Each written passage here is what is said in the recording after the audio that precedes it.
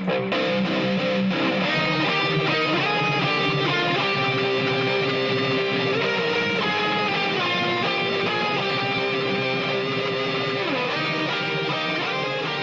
right, podcasting from Las Vegas, Nevada, the entertainment capital of the world. This is Drunk Weekends LV, and I am your host, the big boss man Tony, followed by my co-host Dean Foley, and the master of ceremonies, marvelous Mike Merrill. Hello. We also have a special guest coming from San Dimas, California. My brother, the cleaner Chris Omega. The Chris Omega. That is amazing. Tony. Hey guys, how's it going? How you doing, man? Thanks What's for up, having Chris? me. Thanks for having me. Man, What are you guys spoken to drinking? you in, I want to start it. Wow. What are we drinking? I'm starting it. you go ahead. You go Wow, taking charge. Well, I think me and Mike are drinking Founders All Day IPA, which is really good. No, that's not too bad. It's an IPA, which I thought it was. I was expecting it to be a little harder than it is, but it's not. It's got a good hoppy taste to it. It's actually a little less than the most I've had. It's pretty damn good though.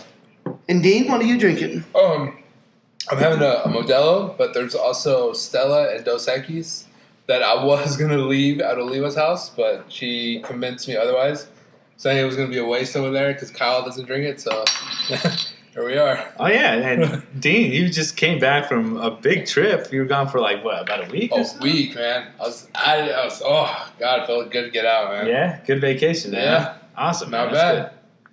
That's bad. good. And what are you drinking in California? Well, I don't personally drink alcohol. I haven't drank since my sister's wedding a few podcasts ago. I think you told that story. We got a little wasted off some tequila, but drinking Calypso brand lemonade. It's pretty nice stuff to drink down. Calypso, huh? That's good. Yeah, it comes in a Where lot do of you flavors, purchase- man. It's really nice stuff. They put like real lemon in it. It's got the pulp and everything. It's not that artificial stuff, so... This was the same wedding that Tony wanted to fight his boss, right? Yeah, that was like the last time I drank. It was a while ago. that was a funny story. Yes, it was. Well, since we have my brother on, this week we're going to talk a little gaming, a little wrestling. The wrestling world lost somebody today, and he's going to talk about it. Well, a couple days ago. But he's going to talk about that. We just in the world of pro wrestling, we just lost Leon White, also known by most as Big Van Vader. He was one of the best big men in pro wrestling history. Went against guys like Flair, Hogan. Most notable was his feud with Sting in WCW. A lot of people, old school fans, they remember that. So that's a big one. And he had a heart condition. He got diagnosed about 2 years ago, and they gave him about 2 years to live. And he was trying everything. He had surgery recently. His kids said it went well, but I guess it just didn't, end up turning out the way they hoped. I know DDP had reached out to him to try and get him in the yoga program. He had done with Jake the Snake and Scott Hall, which he had helped save their lives from their addictions, and he was going to try and help Leon out, but I guess because Vader refused to quit working, he couldn't really help him, so... Oh, that's too bad, man. Yeah. That's like... I remember Vader. I remember the Vader bomb, and then his intro, and I was like, it's time. It's Vader time. I remember that, dude. Yeah. It's a big loss in the wrestling community, right? Oh, yeah, he's going to go down in history as one of the best big men ever, up there with, like, The Undertaker, Andre the Giant, names of that caliber, So it's a tragedy. Big names, too. Speaking of Andre the Giant, did you watch that documentary? That they had I on, haven't actually had a HBO? chance yet, no. I heard it was really well done, though. It was really well good. I really done. enjoyed it. I actually want to watch it. Yeah, it's a very good documentary. It was on, what was it, HBO? Yeah, it's on HBO. Yeah, I wanted to watch it. Yeah, I remember seeing it, but I haven't got to watch it. That's crazy, though. It's really Pretty cool because, like, our podcast, we drink. But when you hear the stories about, like, Andre drinking, like, 45 beers in one sitting. That is insane. And then, like, when he passed out in a hotel lobby, and they're like, well, we got to leave him there. No one's going to pick that guy up, man. What was his, like, weight? He's had to have been, like... Well, you want to hear a Crazy crazy drinking story. It actually involves Vader as Psycho Sid. I'm sure you guys know who Psycho Sid is. He got into a scuffle with the enforcer Arn Anderson over in England. I can't remember the exact time period. I know it was like the later 80s, early 90s, the golden years. That era, and they got into an argument. And long story short, they were all drunk, getting a little wild, and Sid and Arn got into a scuffle, and they ended up stabbing each other with a pair of scissors. And if Vader wouldn't have shown up in his underwear half drunk with Steve Austin and put his thumb in one of the stab wounds, Sid would have died on that night. Yeah, so it's kind of crazy some of those road stories those guys have. Like, you think... I remember my actual main memory of Vader, and I'm sure you guys probably recall this, is his appearance on Boy Meets World, actually. When he was the big kid. That's right. He was that big kid's dad on there. Yeah, that's actually one of my most memorable things about him was his appearance on Boy Meets World, believe it or not. That's awesome. Remember when Captain Lou Albano was in music videos? Oh man, he was Super Mario in the TV show. Yeah. That's right. Yeah. Yeah, Captain Lou Albano. He was in a lot of Cyndi Lauper videos because they were friends, so that was a big thing with her, was getting Albano, and then she had several other wrestlers, Do you remember the wrestler that was on Married with Children? King Kong Bundy, yeah. Yeah, because I remember that episode. He actually his thing was he quit wrestling to become like a computer technician. And Vince took it as like a slap in the face because he was throwing big money at him to feud with Hogan at the time. So when that happened, when he came back eventually, Vince kind of buried him for it because he took it as kind of a slap in the face. Like, I give you the main event of WrestleMania against Hogan in a cage, and then you're going to leave to go be a computer technician. Like, so yeah, that's why he ended up on Married with Children, because after he got buried, he started doing comedy, actually. Because there's a lot of like pro wrestlers who step out and they do a lot of other things. I know, like, the most famous one is like Brock Lesnar stepping out into the UFC and then coming back. Is he the famous though? The Rock. No, the Rock is the most famous. But Yeah, The Rock's probably the most famous. But in the still in the field of like sports. Okay. Yeah, I can see because The Rock is by John far Cena The is Rock is the starting most to famous actor right now. John Cena's starting to make his way there too. He's kind of done with the main wrestling aspect of it. He's more of a part-time guy like Rock or those kind of guys now. Yeah. Now, I don't know, Chris, if you follow the UFC, but did you see or did you hear about CM Punk's embarrassing loss he had a couple weeks ago? I'm actually a big fan of Punk. He was like my favorite of the modern era. So when he kind of left the company, I know there's a lot more controversy to it. I don't know if you guys know about like the whole lawsuit he won the couple days before that with WWE. Yeah, and all that. And so there's a lot of controversy. My biggest issue with him wasn't so much him trying MMA. It was him bashing the business that kind of gave him his name and acting like now he's too good for pro wrestling. When it's like, that's the only reason you're even in the UFC. And then he said the reason he left wrestling was because he was tired of part-time guys being handed spots. But then you look at him and it's like, well, what did you do in UFC? You walked in with no training and were handed a spot. What, you're no better? Like, so yeah, like it's kind of a double-edged sword with him. Because I listened to Joe Rogan's podcast, and he was talking about how I guess in wrestling he has you have your storylines and everything. And he had a lot more charisma, but like in the UFC, he couldn't cut it. Like he didn't have the physical ability to compete in the UFC. I mean, he is in shape, but to be a UFC fighter, an ultimate, ultimate fighter champion, you have mixed to know, martial arts. You have to know something. My only issue with Joe Rogan is he has a bias towards pro wrestling. I'm not saying he was off base, because I agree, a 38-year-old man should not step in the octagon after years of being on the road in pro wrestling and probably being more, beat up than he should be. But at the same time, I do know Joe Rogan has sort of a bias towards pro wrestling. He doesn't believe they're real athletes and stuff, which is a load.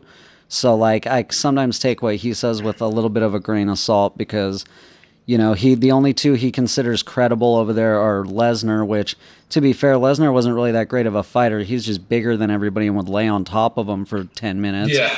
And then Yeah, I will definitely. say, and she's doing incredible, she actually carried Nia Jax through her first match. Ronda Rousey's doing incredible in WWE. She had her first pay-per-view match and she like carried the match. It was pretty incredible to see. She's doing really well over there. That's cool, man. Yeah, because like towards the last two fights she had in the UFC, you can tell that she was being outmatched, she was being outtrained, and as soon as she got hit, she immediately just like almost like, because I heard Brock Lesnar is the same way. Like he does not like getting hit, and it's kind of dumb. Like if you're in the UFC, you're going to get. Oh no, hit. yeah, you're gonna get You're hit. gonna get That's hit. Go ahead. The Sorry. face is I'll- crazy, man. There's actually a recent thing with that is him and I don't know if you guys happen to know who Braun Strowman is. He's kind of the big name in WWE right now. He's a massive guy. If you guys get a chance, look him up. The guy makes Lesnar look tiny. This guy is able to throw the Big Show around. He's just this freak in nature, like a almost 7 foot tall guy, all muscle, natural, like. He's just a massive guy. You'd have to see him. And, I mean, he's hilarious. He had a match with somebody where they used instruments, and he ended up flipping a piano over on somebody. He's just kind of a funny guy. And the guy he was fighting has this shtick where he plays a guitar, so that guy came out playing a giant bass, like, you know, the string instrument. He's, like, playing it like it's a guitar because he can just lift one up like it's nothing. And that guy, he actually kneed Lesnar in the face. He gave him, like, a stiff knee in the face in a match a few months ago. And Lesnar got pissed off and started hitting him with stiff shots throughout the match because he hit him in the face. Yeah, he really doesn't like to take shots at all. He's not big on Yeah, it. he doesn't. That's ridiculous. Yeah. I remember when was it, in 2010 when he fought Cain Velasquez Ooh, and all that, man. and Cain just, oh Pounded boy, him. just pounded the hell out of him. Yeah. Yeah, he did. He got his ass beat that fight. I don't know. Brock Lesnar, what is he currently in? Is he in the WWE right now? Or? He's in the WWE still, right, Chris? He's on this bullshit contract right now. Basically, it's a per appearance deal where they pay him like it's like $100,000 or $150,000 for every Raw or TV taping, and then he makes $500,000 every pay-per-view show he does. But he's also the world champion for Raw, so it's like they kind of have to throw money his way. So, and then they just like don't ever book him to defend the belt or anything. So he's just kind of but then his deal also allows him to work UFC. So right now he's kind of in the middle. It's kind of hard to explain. Yeah. Yeah, I knew he was keeping that door open too, because I've heard Dana White talking about it, that like, you know, he's not completely out of the UFC, that he can. I mean, obviously you'd have to, if he's going to get in a fight, a UFC fight, he'd have to leave the WWE for a while to train, because most fighters train like 6 months ahead of their fight. Yeah, and well, oddly enough, WWE just signed back Bobby Lashley. I don't know if you guys know him. He has Yeah, dude, that dude was ripped. Yeah, You guys and remember he him? actually Yeah. had a pretty successful MMA run. He was wrestling and doing MMA at the same time, and he's had some notable wins. He even beat Bob Sapp when he was like a rookie, which Bob Sapp was like another Kimbo Slice, you know, just a massive guy that could pummel anyone they throw in front of him. So, yeah, he's pretty good, and they just signed him back. So, you know, you don't know if they're going to use him to replace Lesnar or what their agenda with that is, because they're trying to bring in more of these MMA guys, it seems like. I think the NXT Women's Champion, which is like their developmental league, the women's champion right now is a former MMA fighter, one of Ronda's close friends. So I think they're trying to kind of branch out and get more of those guys in, you know, because I think they want to cool how they work together. Well, I think part of it is they're feeling threatened right now because New Japan Pro Wrestling is coming up in the world. They're so big right now. Chris Jericho is working a dual contract where he's under WWE contract, but as of right now, he's the Intercontinental Champion over in New Japan Pro Wrestling. Yeah, so like that's awesome. Rey Mysterio Yeah, and Jushin Liger just teamed up at one of their shows. Kenny Omega just won their world title. He's from Canada. He's the leader of the Bullet Club, which is right here. They're kind of the NWO of the modern era, but they're in New Japan and they're just like exploding. Their merchandise outsells WWE merchandise, What? and they've gotten a deal with crazy, Hot man. Topic, which if you know pro wrestling, getting a merch deal when you're not in WWE is almost impossible. So, I mean, it's Now, speaking of NWO, did you see that documentary they had on how when WCW were able to get Kevin Nash and Scott Hall over, and it started the whole like NWO fever? Yeah, I Um, remember that. I mean, I've seen several of those, yeah, because there's a few documentaries. There's like the rise and fall of WCW. There's the NWO documentary itself. There's quite a few. So, yeah, I've seen a few of those documentaries. Oh, okay, yeah. Those, man, nothing reminds me more of Jackpot than seeing like NWO. Yeah. 'Cause I remember Lupe Gonzalez's dad would always have him tape WCW Monday Night Nitro before he go to work. And I just remember like the NWO, like when it started, like everyone who was into WWF was like, I like them, but I don't want to like betray like my wrestling thing. And then that's when DX came out. I don't know how many times kids got in trouble for going around just going like, "Oh, suck it." Actually, shout out to Garland Warrenstaff. Every time I think of WCW, that's who I think of because he was the only one of us, I think, that was an outright WCW fan. He even went to a show, I remember. Gar was, yeah. Yeah, he was he the went to a show only in one of us Boise. that would admit it. Everyone else was WWF, and he was the only one that would outright be like, no, I like WCW. I remember that, Yeah. like... Yeah, that's true. Well, like who came out of WCW? Like an actual. Well, the Big Show. The Big Show. That's the Big Show. The Big Show came out of there. Sting. Sting, was 'cause always Sting's in WCW. Sting's an original one. Ric Flair. Booker T, sucker. Ric Flair. Really? Ric Flair? Yeah, but wasn't Ric Flair WWE? Then he went WCW. No, and he back to started. WWE? He started in. I mean, I could give you the guy's biography if you wanted, but I'm not going to do that. He started in NWA, and the main promotion there was Jim Crockett Promotions, which is the promotion that Turner ended up buying out and converting to WCW. And the last version that Jim Crockett used of the NWA title was the big gold belt that WCW ended up adopting. So technically, the WCW title shares lineage with the NWA title because it's technically an offshoot of that belt. Like that's why they had like a U.S. title. Because like the NWA had a U.S. title, so a lot of those belts they had like WCW versions, if you want to put it that way, because they were essentially like a rebranding and an offshoot of the NWA almost. Now, I remember we were so into wrestling when we were little kids. I don't know if you remember this, Chris, but I had a werewolf mask that we called the werewolf title. It was just like, and then believe it or not, Luis Avila was the one who made a match between me and Mole in the Twin Springs storage. It was the cage match. The cage match. And I remember he put the mask like on top, and whoever reached the mask first would obviously win the title. And me and Mole were just going at it, dude. And he was getting me in headless headlocks, and I was. Oh, you remember? You remember? I was gonna ask you if you remembered the headless headlock. I remember the headless headlock, and I remember a move that I used to do that I will not talk about just because I don't want to. But anyway, Mole and I were giving each other these moves, right? And I think I was the only one to ever slip out of the headless headlock because I was able to reach around and give Mole my move. But I remember Mole was climbing on top of the cage, and I just grabbed him and I threw him down from the Twin Springs storage, and then he laid there like. I thought I killed him, dude. 'Cause he was just there, he's just barely moving, and Luis is just there, just laughing his ass off. I remember those days. I remember. I don't know if you remember it, Dean, when it was behind Luis's old house in the Twin Springs. Right there, where certain like kind of close to where a little certain brush fire had started. I think Mikey knows what I'm talking about. And Yeah, I do. and well, I remember Louis put you in a match, and it was a handicap match against Tully and Mole. And you had Yes, that, I remember that. You had Mole in that move, and Tully came up and hit you with like a broomstick. I still With don't a know where he broomstick. got it. And you took it from him, and like you smacked him across the ass and broke the broomstick on his ass. Like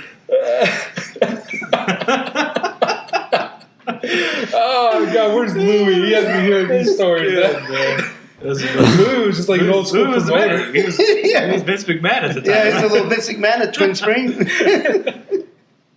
Yeah, I remember that. We had our own little league going and everything. Like, Yeah. You know who else was really big into watching us wrestle too was Miguel. Yeah. Miguel Gonzalez. He was really big into watching us wrestle. He was the fan, huh? I'm going to mute my Biggest mic fan for a of sec. it. Hold on. Hold on. Oh, yeah, go ahead. That's crazy, man. All right, sorry about Wrestling that. Jackpot. Dog was coming in. I didn't want to.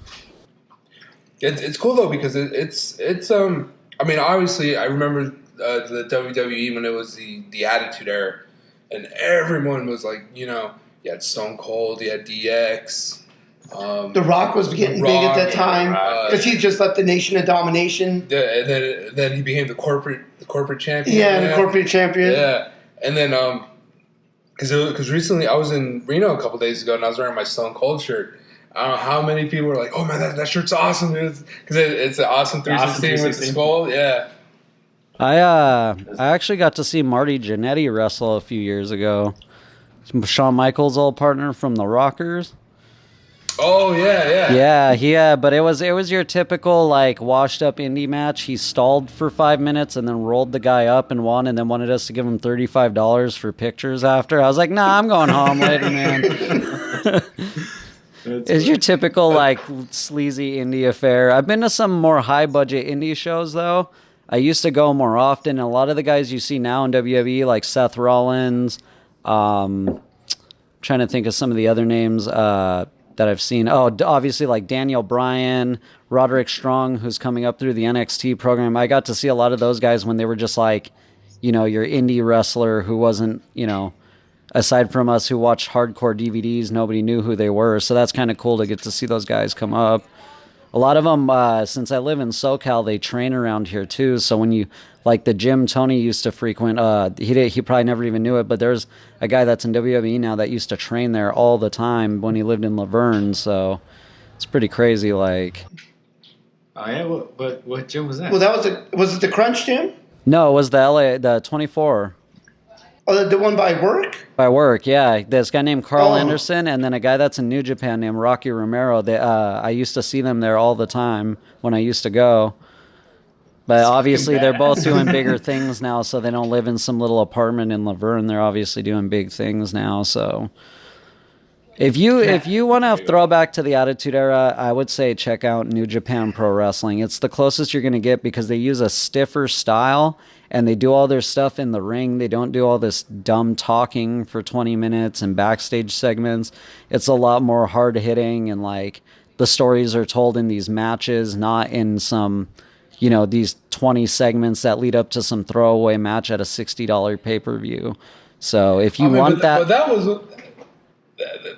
what was kind of cool about it though, because you'd be like, you'd have your heels out there like talking smack and everything, and you're watching TV, and all of a sudden you hear Stone Cold's entrance music, and you're getting all pumped up. Like you hear that glass ring, you like someone's about to get a can of whoop ass open on them. Well, no, I agree with you, and that's what I mean though. Is back then they still technically settled it in the ring because Stone Cold would still come out and beat some ass, but now you have Stephanie McMahon. She comes out. She'll go to the good guy, tell him he's a garbage, wrestler. Go to the bad guy, tell him he's a piece of trash for cheating. And then she leaves the ring and doesn't get any comeuppance. And it's like, so should I just turn this off in the first 10 minutes? Why the hell do I even invest my time? You just bury everybody.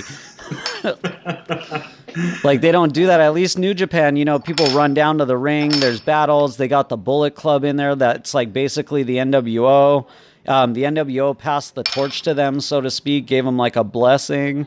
So there's, they have like, they just tell more story. That's why guys like Jericho and Ray are trying to go break doors down over there because that's where it's at. Have you seen that movie with Mickey Rourke, the wrestler? Because I know you're talking about going to indie matches. It's actually one of my favorite movies. That is a very good movie too. I've seen it. It was a good movie. Most of the guys in that movie, I don't know if you guys know, were actual pro wrestlers. Yeah. Especially at the beginning when they were doing that hardcore match, right, where he's going around, and then because at the end of the matches, they're all in the gym. Yeah, not in the gym, in the locker room. They're getting all changed and everything. Yeah, that guy's name is the Necro Butcher. I don't know if he still wrestles anymore. I actually got to see him live a few times. He's a pretty crazy guy in real life. Doesn't wear shoes when he wrestles. So I saw him doing like hardcore matches and running around on like broken stuff and like pretty crazy guy, man. Like the reason he never went to WWE is because he's one of those in that category where he's like too hardcore for them. Like he's okay. Yeah, he takes it almost beyond what like guys like Mick Foley would have done, and it's just he was a good storyteller in the ring and everything. Was he like he would have fit perfect in the ECW? Probably, yeah. Because remember the ECW? He came up in what's now it's a promotion known as CZW, which is kind of they consider it almost a spiritual successor because they like to be really extreme. Personally, I'm not a fan. They go a little overboard. Like there's guys that like curb stomp each other on fluorescent lights and stuff, and I think that's a little much. Like you don't need to be going in that. Like be safe a little bit, We don't need to see people dying, but. I mean, CZW does do what ECW did, and they do tend to, even with all that hardcore stuff, they always do have like solid shows, solid matches. It's never phoned in or like. Speaking of hardcore matches, would you say one of the greatest ones was Undertaker Mankind in the Hell in a Cell?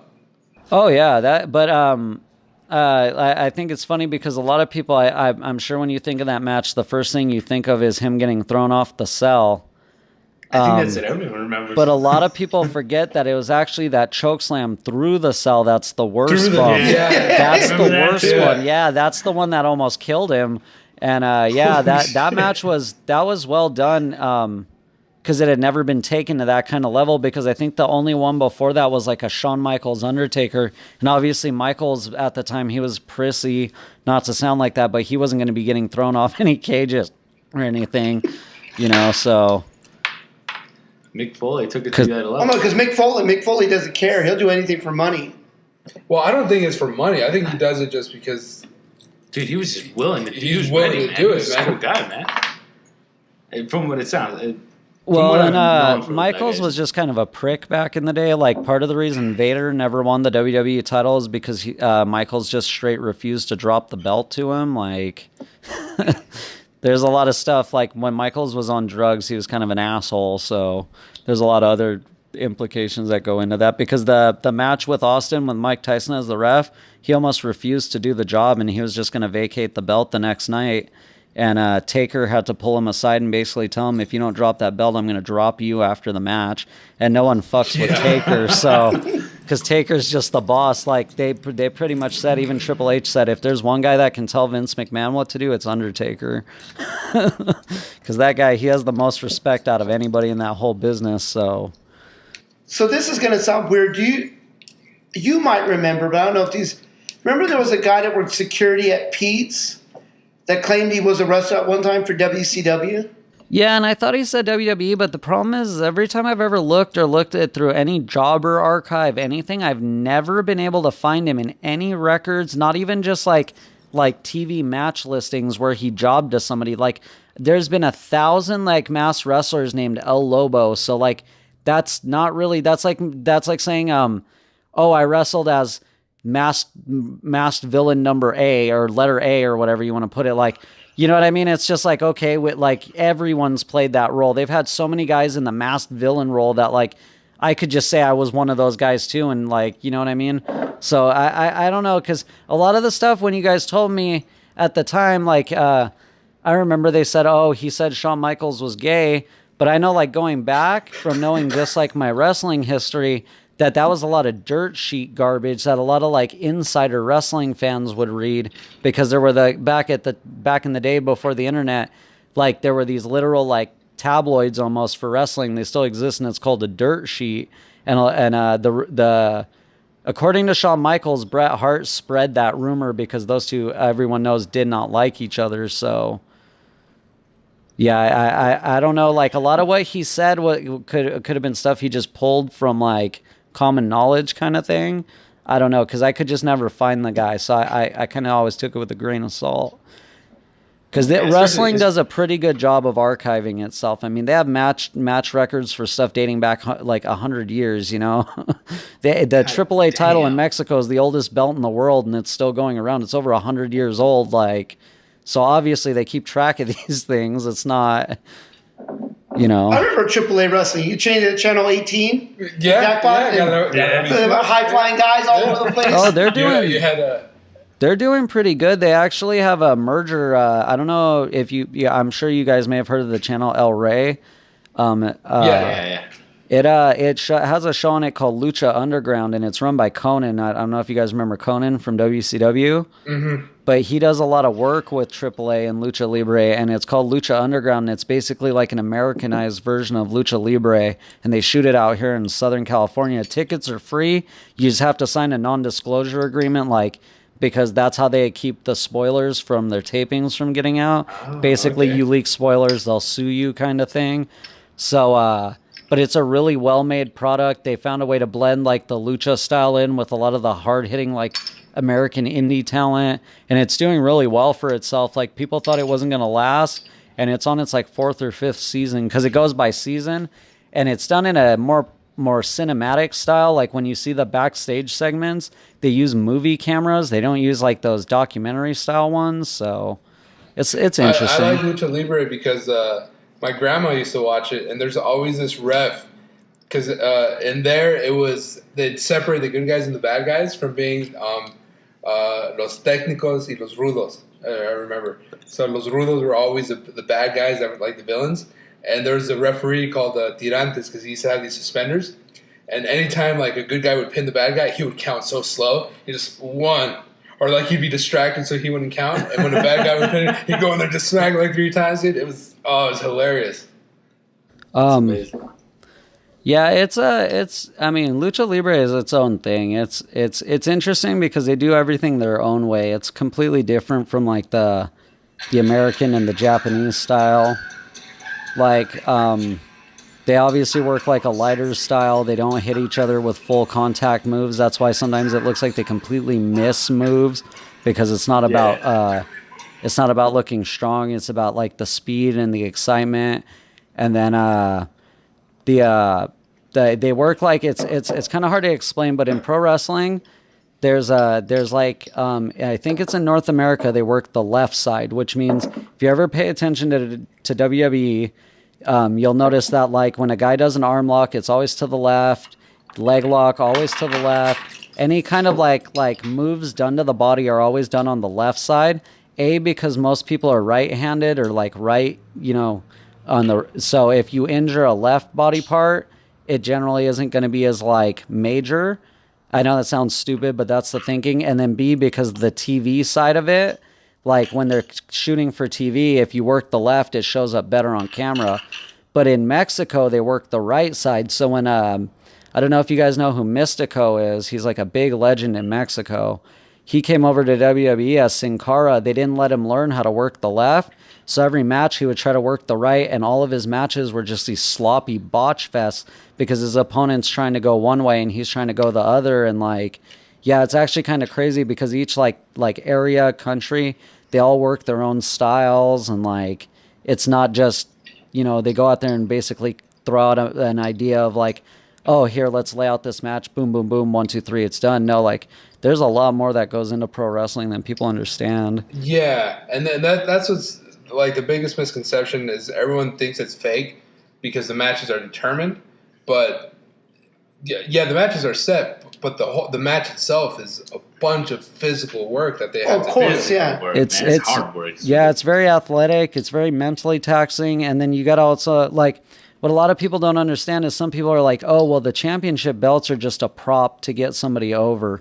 But no, actually, the belt actually has some of the meaning that it's supposed to, because generally you don't award that belt to somebody who's not a top draw. They're not going to go... Yeah. You know what I mean? They weren't going to ever go throw the WWE title on the Brooklyn Brawler because the guy was not a top draw. So you don't just give him the belt. So some people think it's a prop to make somebody a star, but it's actually the other way around. You have to be a star to get the belt still. So yeah, there's stuff that people don't understand, unwritten rules and stuff, and I mean, even little things like if your promoter that you're working for stiffs you, you just take everything that's not nailed down and walk out the door. Like, I remember CM Punk and Colt Cabana told a story where they did a show out in SoCal and the promoters stiffed him, and Cabana like couldn't find anything valuable, so he started stuffing his bag from stuff from the concession. So he walked out with a bag full of like Dixie plates and like plastic for. He's like, I don't care, I'm taking something with me, and he walks out like. Because because I watch a lot of like YouTube videos too, and I remember one. I think it was TNA, or when it was Jeff Hardy and Sting, and Jeff Hardy was high out of his mind. Yeah. Did you see that? Yeah, because it's like wrestlers. If your job is to put on a very good show, and if one other guy doesn't show up, the other guy would probably beat the hell out of you, like in real life too. Yeah, you're probably catching his hands. Yeah, exactly. That's actually funny because Vader was known for doing that. If you weren't working the way, he'd just fucking pop you in the head a few times with some stiff punches. He did not care. I guess somebody had told him when he first got to WCW that Flair didn't want to put him over. So during their first match, he beat the shit out of Flair for it. And Flair was like, what the hell? Like, and he was like, well, someone told me. He was like, I never said that. Like,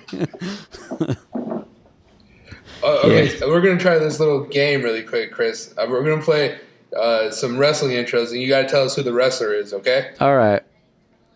Can you hear if we put it up to the mic? No, you can hear right now. Oh, yeah, he can hear now. Just make now. it short so we don't get flagged. Okay. Yeah. Oh, okay. All right. Yeah. Really? That shit gonna happen? So here's this one. This is probably a dead giveaway, but here's this one.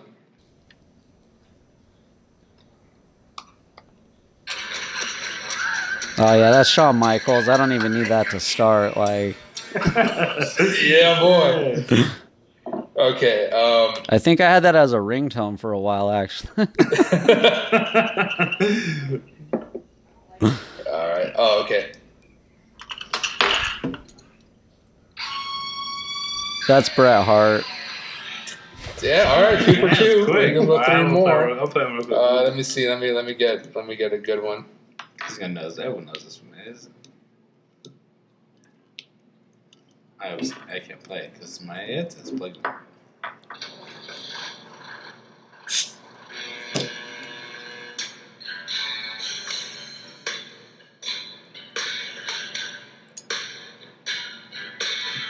Put it that way. Oh, that's Kevin Nash. That's Kevin Nash. Yeah, you're right. Yeah. That's Diesel. Damn. That's Diesel to be more specific, but that's Kevin Nash. Okay, let me see. And then one more, even though this is probably the easiest one, but it's so cool.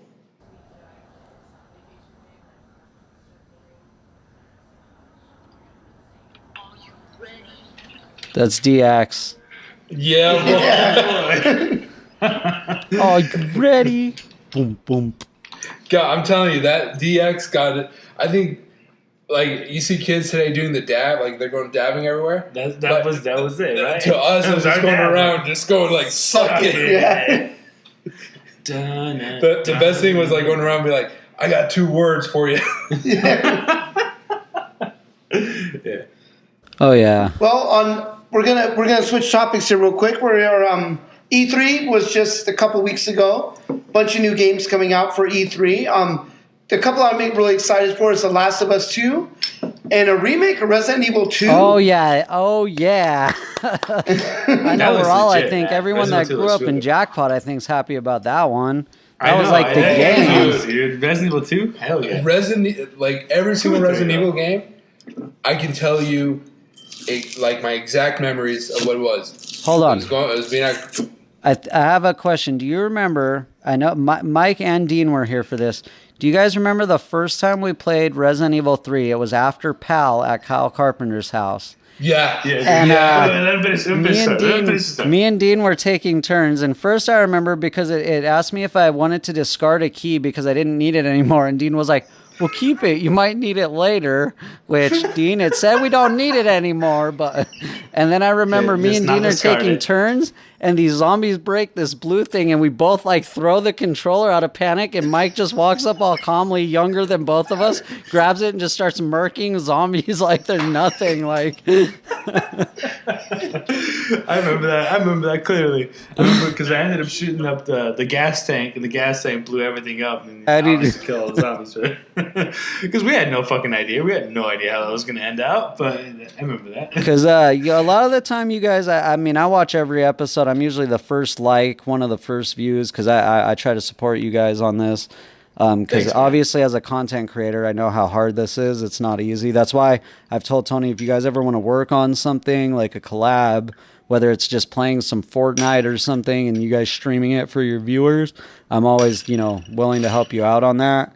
But, yeah, so I hear you guys always talking about these stories about when you were, like, getting older, drinking, but it's funny because, like, I know the stories pre those years, like when we were little and we did all the other shit, like the stuff that was like, honestly, like some of those stories, it's like, those are drunk stories, but like some of the stuff we did as kids was way worse. Like I remember I remember, I don't know, I think Dean was part of it when they took all that stuff out of the VCR tapes and they strung it across the trees and like the power lines to like fuck with people behind Garland's house, and there was just like like so when people would drive at night it would like glimmer and like Why? It's for when they drive at night. It's hard to, it like shimmers, so it like messes with people. That's why they did it. Yeah.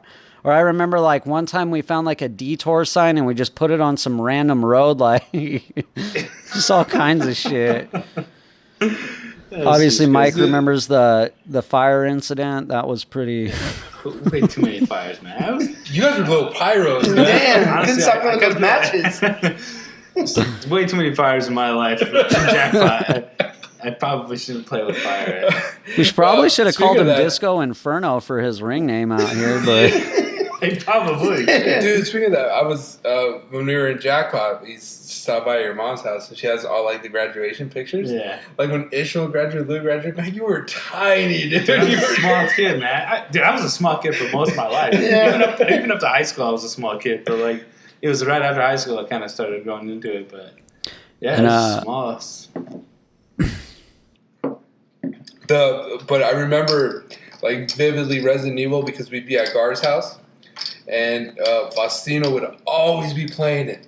Always be playing Resident Evil. He was always playing Resident Evil 2, though, right? Well, Resident Evil 2 and then Resident Evil 3 when it came out. And Code Veronica when PS2 came out. Because I remember Garland had it, but no memory card. So the way him and Faustino beat it is they just left Garland's PS2 paused for like a week straight and would turn the TV off because they didn't have a memory card. So the only way they could finish. That's a good fucking product, though. If it stayed on a whole week, though. Like, they built that shit to last and it was on for a whole goddamn week, though. Think about it. Those things are tanks. I still have. Can you imagine a power outage? And then what used to scare me too is because you watch him play it, and yeah, the zombies, and I'm at Gar's house, I'm all right.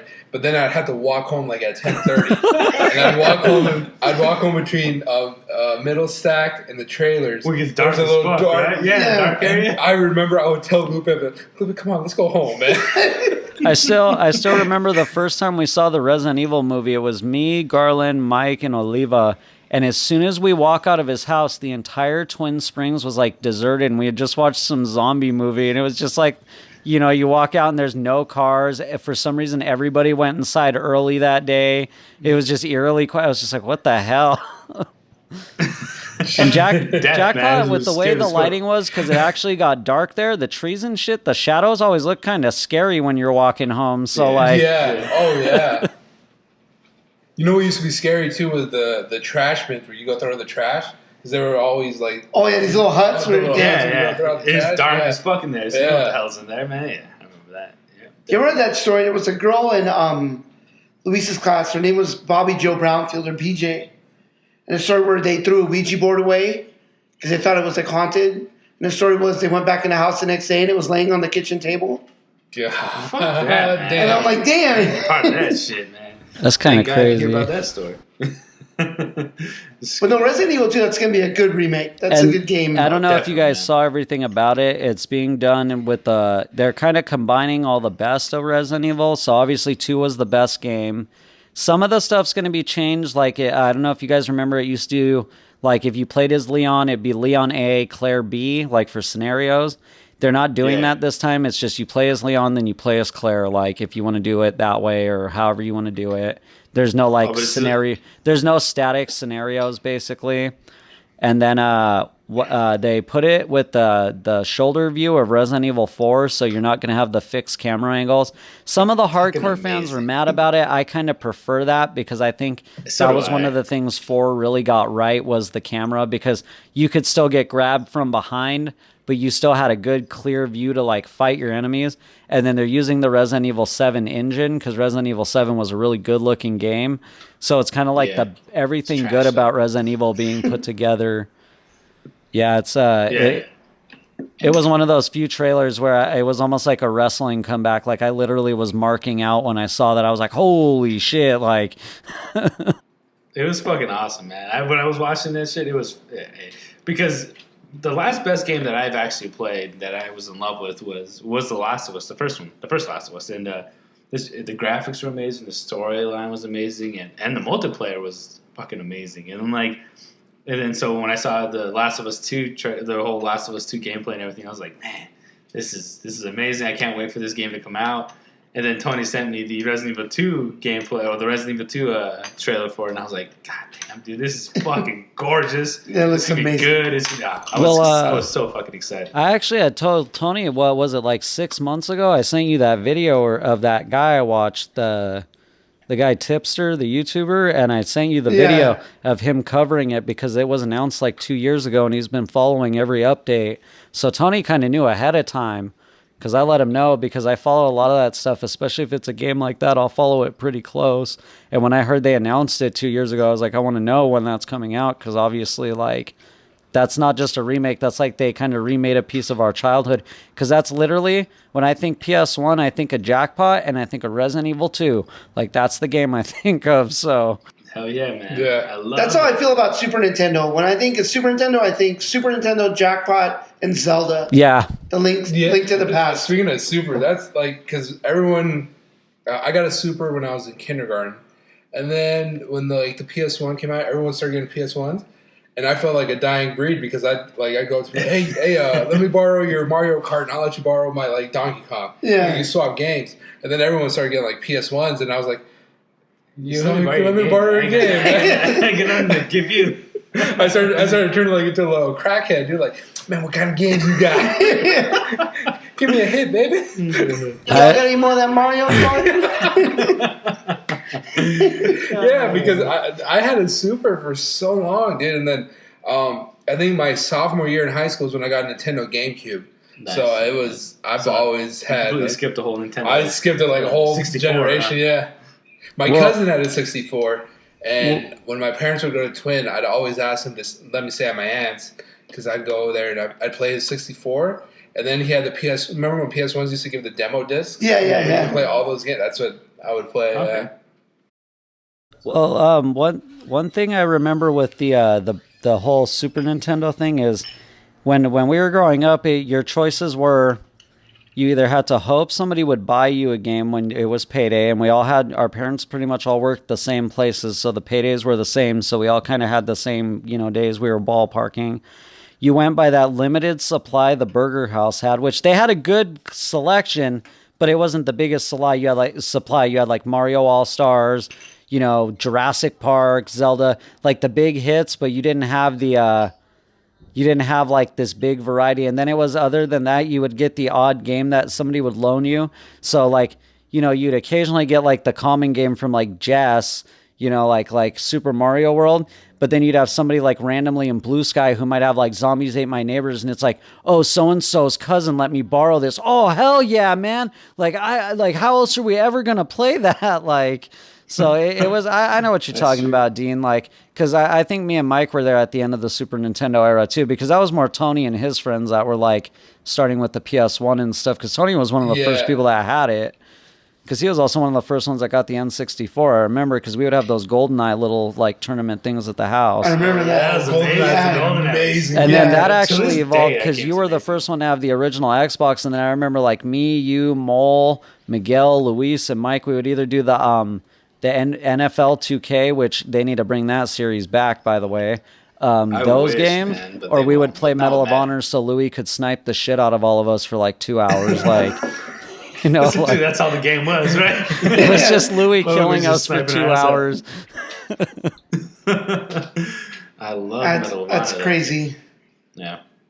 It was fucking fun, man. I mean, I honestly Resident say, Evil's- I tell people that growing up in Jackpot, I think you couldn't, back then at least, you couldn't have had a better childhood. It was secure. We all liked like pretty mainstream stuff. We all pretty much got along and shared our stuff with each other. Like, I thought that was a great place to grow up. Most of the people from there turned out really good. So, I mean, Yeah. you know. Hell yeah, Yeah. definitely, for sure, man. And I think people would help each other out. I think that's what it was. Like, hey, I got a game you borrow. What do you have? I'll borrow that. Or even if I didn't want what you wanted, I might still let you borrow the game because I have other games I could play. So literally that game I played over, I don't want to play it. Yeah, it's your turn to go play You're it. nice enough to borrow. Speaking of that, I still owe. It was probably your games, but Faustino let me borrow Castlevania 4 Yeah. and Darius Twin. that I Yeah, just Darius kept. Twins, that was Mike's, because I remember me and Mike used to get down on Darius. Speaking of that, Dean, I loaned you Mortal Kombat Advance, and I never Oh, got the that Game Boy back, Advance, man. I Where's know. my game? I know. I know. Actually, you know what? That game's Obviously, you shit. have a- You could keep it. I don't want it.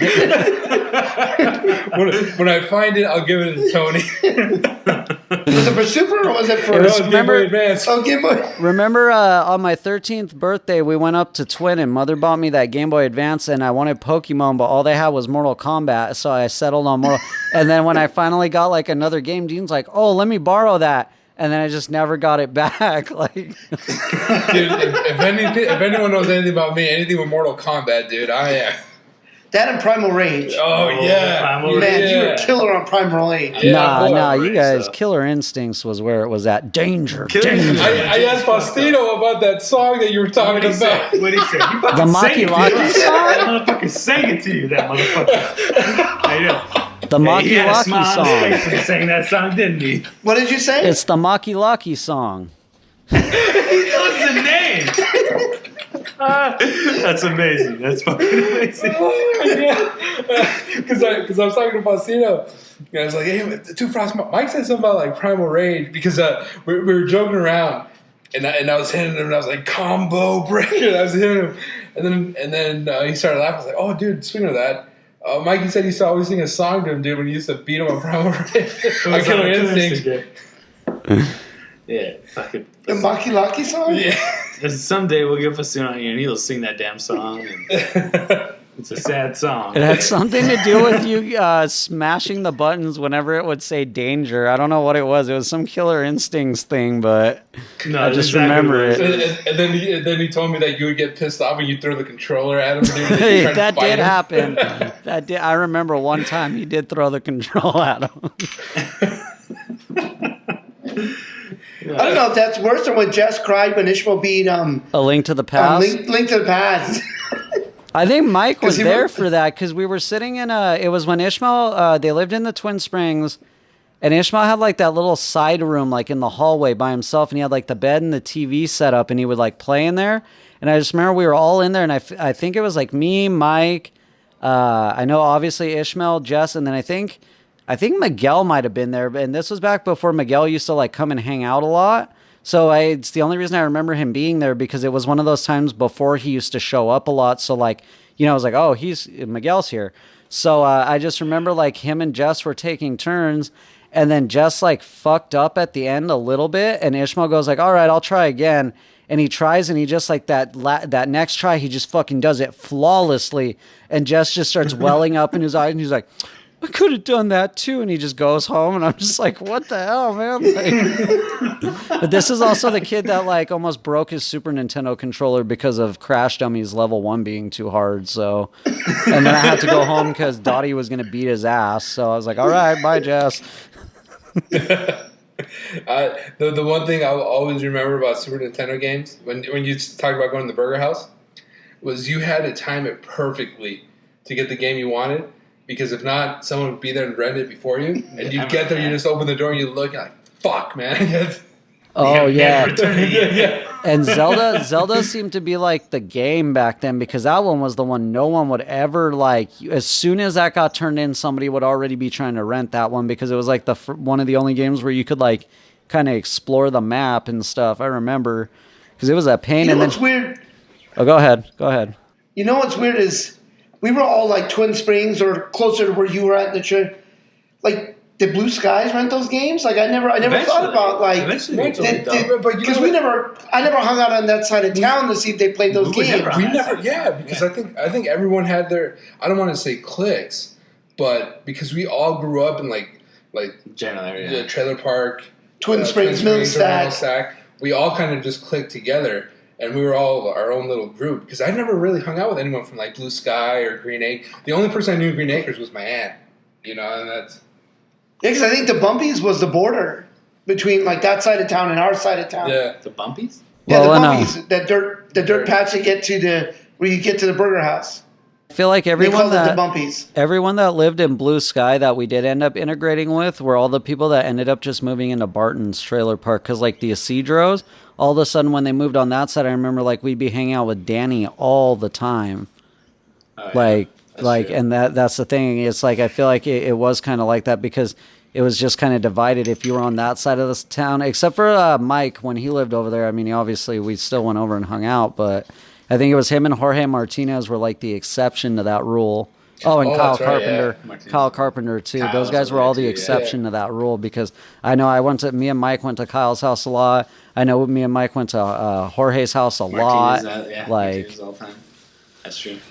So I think there were some exceptions to that. I think what it was too is just age gaps. Like a lot of those guys that lived in Blue Skies, I mean, now look at them. A lot of those guys are like, like early 40s, stuff like that, going on to their 50s, maybe even. And like a lot of us were like not even in our teens yet. So like, of course, we're not going to hang out with them. Yeah. The one thing that brought everyone together though was baseball. Yeah. Yeah, man. We weren't good, but I mean, and I remember you guys used to always make me be the damn pitcher for some damn reason, and I didn't want to. I remember that, and I was just speaking to Lupe Gonzalez like a couple of days ago, because I told him like we were talking about baseball stories, and you got hit with like a line drive, and you walked out like, no, that's it, I'm not pitching anymore. And then Lupe convinced you to come pitch, and he even said like, no man, Chris, you got to be like John Rocker. You're a little John Rocker. That. And then I found out John Rocker was racist from Mr. Wallach, so thanks, by the way. Yeah, I didn't say anything. Oh man, that's funny shit though. Freaking crazy. Yeah, I was saying the other day, I remember when like one person had a bike with pegs, and there'd be like 4 kids hanging off that bike. Yeah, right. Trying to get to some location. Well, my reasoning for not wanting to pitch that day is because I think, and I know Mike remembers this, probably like 2 days prior, Garland, we were messing around like practicing because it was summer, so everybody was doing baseball, and I pitched to Garland and he hit it and it left a dent in my head because he beamed me in the forehead. I remember. Like I had like this nice circular, and I didn't want to I was like, I don't want to pitch anymore. I mean, it's not as bad as Dean getting clubbed with that bat, but still like. So I got hit with a bat and then with a ball. And it goes to show you how good friends I have. And this is not even being sarcastic. This is like being true. After I got hit with the bat, my parents told me like, okay, no more baseball. You're not going to play. And I waited like a couple weeks, and then I started playing again. And then I'd always tell Faustino and Lupe and Matt, I was like, hey man, I can't really play baseball, so don't let me pitch. I'll just play the outfield. But Lupe convinced me. He's like, no, just pitch. And I'm like, all right. So it was towards the end of the game, and I'm pitching to Eric. Eric hits a line drive, goes straight to my face. I fall. Everyone thinks I caught the ball. Like everyone thinks that's an out. Like, cause I remember Faustino telling me, like, oh, hell yeah. They see me fall back, and then they see the ball just roll. And then they look at me like my mouth is messed up. Like my lips are all fat. My 2 front teeth are all loose. And like I have this big old bump on my lip, and I was more afraid because my parents were going to kill me for playing baseball. So Lupe and Faustino were like, okay, you know what? Come here. They grabbed me. They ripped my shirt. They put they rubbed dirt on me. You know where they have the horseshoe things? Yeah. They're rubbing dirt on me, and they like took my bike and bent my handlebar. I'm like, okay, tell your parents you fell off your bike. And then to that day, I mean, that's what I told them, but they found out that no, that wasn't true. You know, I got hit, but that just goes to show you how good of friends they were. Yeah. And we all had That's crazy. We all had our dumb injuries. I had Luis and Tony drop me off a roof once, so I mean, like, we all had dumb. So Luis said I did. Yeah. It was we a need to talk team to effort. I got I thought I was getting the freaking doomsday device from the LOD that day. Like, just get wrecked. Well, what happened was I had bought a badminton set, and we were playing badminton, and one of the birdies or shuttlecocks got stuck on the roof, and we're like, well, he'll go up there and grab it, and we'll get him down. Well, we dropped him. Because they saw my mom coming, and they panicked and dropped me. Instead of just, like, lowering me down and being like, okay, let's not do this. Just, oh, my God, and just let me go. Like, oh, my God. luckily, I only sprained my wrist, but... Oh, man, just to think that we all came out unscathed from Jackpot when we used to do a lot of dumb shit. I think if you could take someone from Vegas or either Southern California or big city, took them back in time, and was able to show them the stuff within Jackpot, I don't think they would understand. No, because it's totally different. I think, like, you know, it's so weird growing up in a small town. I mean... I guess you can grow up in small cities and still be like the same way, but I think with us, it's just because everyone knew each other and everyone's parents knew each other, you know? So Yeah. It's a little different, I think. And the thing with that was, if you got in trouble by somebody else's parents, your parents were going to find out. They're going to find out. Almost Yeah. definitely, yeah. You know? Because I think in larger cities like this, you go to school with kids, you have your friends. But I think the reason they're your friends is because you maybe live in the same neighborhood. Mm. You might have some friends live in a different neighborhood, but a lot of times it's friends in your own neighborhood. You're going to hang out with them, but it's a totally different experience. Where in Jackpot, everybody went to school together. No, you kind of knew everyone. It's not like a high school here where it was fucking 1,000 people. Well, like with Matt. Go ahead, Chris. I was gonna say I could kind of give the example of like my niece, mine and Tony's niece is like me and Tony grew up in Jackpot. Oh wow, my phone just died. It's okay. You go ahead. Now, well, like I can go ahead with like Maggie's story. Like she graduated with like over 1,000 people. Obviously, she didn't know everyone. Mm. But like she would say it was like, well, I used to hang out with my best friend named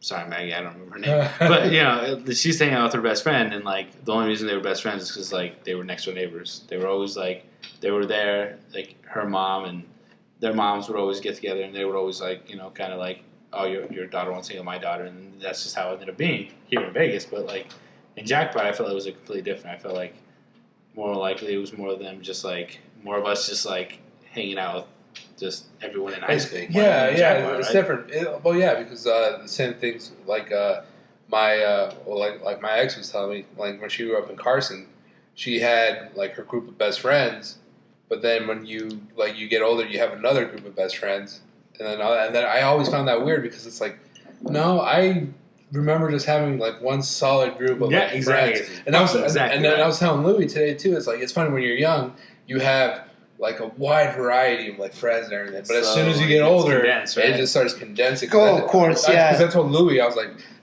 you guys, I pretty much consider you guys like family. You know, like I really don't. I don't have a lot of friends. I have more family than I have friends. You know. You got the Avila brand, man. You're Avila. You're part of the Avila family, man. I believe, man. Me, Luis, Faustino, we'll all agree. Even Ishmael will agree. Yeah, definitely. Ishmael's too cool, dude. I love Ishmael. Nah, but I can understand that. It's weird. Like you grow up and you like it just kind of it condenses. Yeah, and all that. But like I said, it's really weird. You go to high school and you have like friends, like you're gonna have like the rest of your life. You don't have like select friends. I mean, I guess you hang out with certain people and you stop, but you really still have that same core. Oh, yeah, you know, because like I remember us walking around. You and Louie would be the oldest, and then you and then like David. Well, no, David really didn't hang out too much, but it was like you were the youngest, you know. But we were all still like hanging around. It was all there. Yeah, true. I understand. Same with Maggie. She would say like my middle school friend or my junior high school friend or my high school friend. Like she had different friends all throughout high school, which is crazy to me. I mean, she probably went through like different like middle school. Yeah, because we didn't go to high school. We just we went to Jackpot combined. Yeah, Jackpot combined school. You started in kindergarten, you stayed the whole time. We all flooded into one school, so I mean, if you're gonna speak to someone, you're speaking to someone, or you don't want to speak to someone, you won't speak to someone, but you'll see them most definitely in high school or in Jackpot, which is crazy. But I mean, I know we lost Chris, but we're at an hour and 5 minutes, so I mean, you want to go ahead and. Yeah, if you guys are good, I guess we're going to call you. We had a great time. I want to thank my my brother for being on. Most definitely, man. Yeah. Dude, he knew so much, man. She was crazy. Good. He knows all of wrestling. Yeah. Nice to your brother. Yeah, right. So, but yeah, it was fun having guests on. Again, last week we're still trying out this whole doing stuff from far away. So you know what? Our last one came out really well. Yeah. With Dean being gone, he was vacationing in Jackpot, lucky bastard. But Twin Falls, man. And Twin Falls, yeah. Yeah. But and it came out well, and I think this one's gonna come out pretty good too. I mean, I know we lost him at the end there, but still, I think this will be a good one. So. No, I do agree with that. But as always, if this is your first time listening, then thanks for joining us. You know, the Drunk Weekends LV podcast produced every Saturday for your enjoyment. So I know it's Sunday. We're recording this on a different day just because some travel things. Thanks, Dean. Hey. I'm just kidding. Do whatever you want. Come back often because we have a lot of good stories to tell. There's, a lot of stuff we could still need to cover. You can also follow us on Twitter and Instagram at Drunk Weekends LV. And then, go over to our Facebook at facebook.com/drunkweekendslv. We post a show to YouTube, so right now that's where we're putting it. Once we upload it to YouTube, we'll put a link in our Facebook, Instagram, Twitter. So those links are there. If you're friends of ours, you'll probably get it. You'll probably get a text message. You'll see it. Yeah, you'll see it. It's there. It's for you to watch. We're going back to our normal thing next Saturday for our episode 8. No, this is episode 9, right? No, this was 8. This is 8 right now. Yeah. So 9. So actually, it worked out. Our 10th episode will be in Jackpot, Nevada. It's going to be an Nevada. extravaganza. We're going to have guests. Yeah. We're going to be in a different setting. So if you don't want to listen to episode 9, I mean, don't be a dick. Still listen to episode 9. But, right.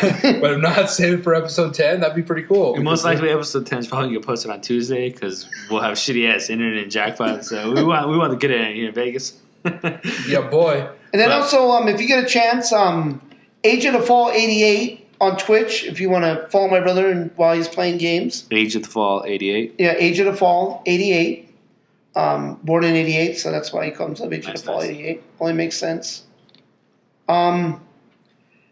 So again, we apologize for him cutting out. It's new to us doing this thing. We'll get a better setup next time. And we did talk to him. He was kind of interested in doing something live. That was crazy, yeah, man. Like I said, he knew so much. He about did. this. That was really It was good. crazy guy. So, and maybe we'll have him on again soon in a different environment. Maybe we could talk some more about wrestling. All right, so good night, everybody. We'll see you guys soon. Good night. Bye. Connor, thanks for this all IPA shout out. All right, good night. Shout out to Dean and his sunglasses. I wore them all day. I know.